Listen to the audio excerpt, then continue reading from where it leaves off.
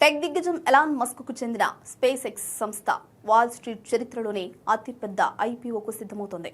వచ్చే నెలలోనే SPCX అనే టిక్కర్ సింబల్తో ఈ ఐపీఓ మార్కెట్లోకి రానుంది. స్పేస్ ఎక్స్ ప్రస్తుతం మార్కెట్ విలువ $1.25 ట్రిలియన్ అంచనా వేస్తుండగా ఈ ఐపీఓతో ఎలాన్ మస్క్ ప్రపంచంలోనే తొలి ట్రిలియనియర్గా చరిత్ర సృష్టించబోతున్నారు. మస్క్ ఇప్పటికే స్పేస్ ఎక్స్ లో భారీగా వాటాలు కలిగి ఉండగా వీటి విలువ $600 బిలియన్ దాటిపోయింది.